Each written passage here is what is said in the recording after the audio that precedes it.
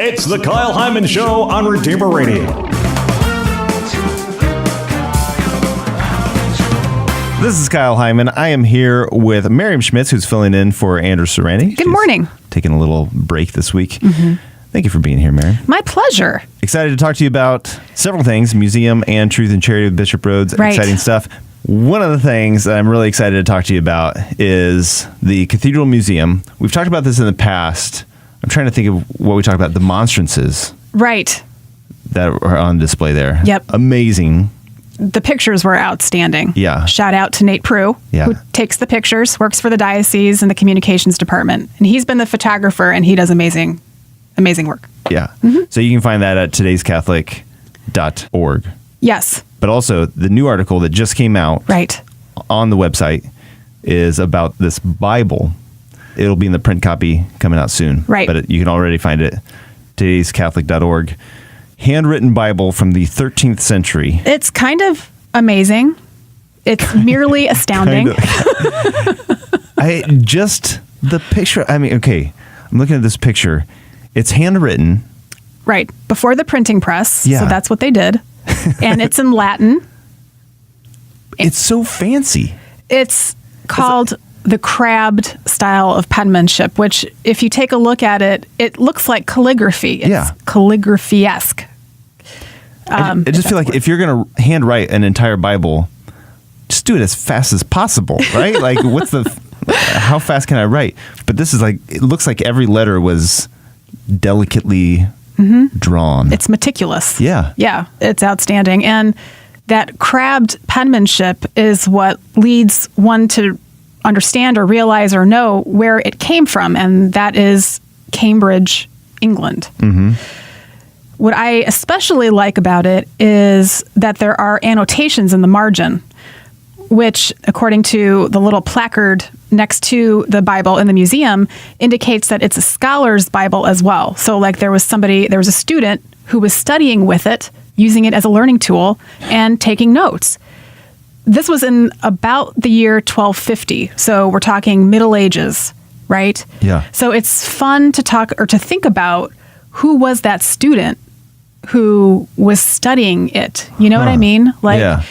He didn't put his name in at the beginning, this Bible belongs to. What school he went to, what grade he was in. No. I just can't imagine how expensive something like that would have been. Right. I don't know that you could just buy Bibles at all, regardless of how much money you had necessarily, but so interesting to think about. Yeah. But it's so beautiful. It's a piece of art, Really? Not just the letters themselves, but what do they call those? The caps, the drop caps. Or something like that. The capital letters at the beginning where they of make the first letter extra fancy and frills. It's mostly black print, but every once in a while there's blue and red, and it's so cool. It's amazing. So here's some of my questions.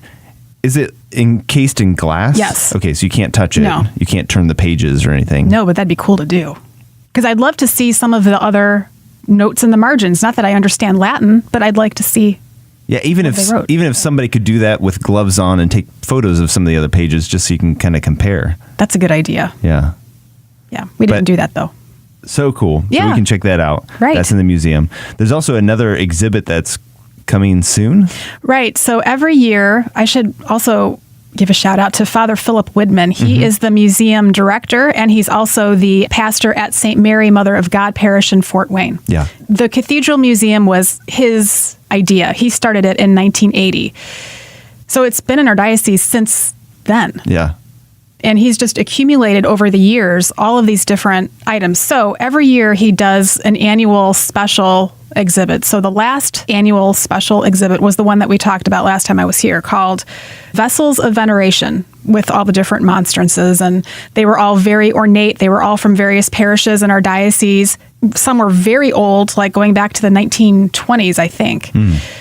So now it's about time for them to put a new annual exhibit on display.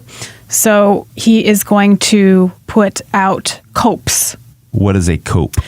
A cope is that long cloak, is how I would describe it, that priests wear. They're very ornate. They come in all the different liturgical colors. Usually there's a little clasp or something that is in front on their chest. That's how they close it. Okay. So you may see a priest wear it during a Eucharistic procession. So they're amazing. Okay. I got a sneak peek at them back in May. They'll be on display for everybody to see July 10th at the museum.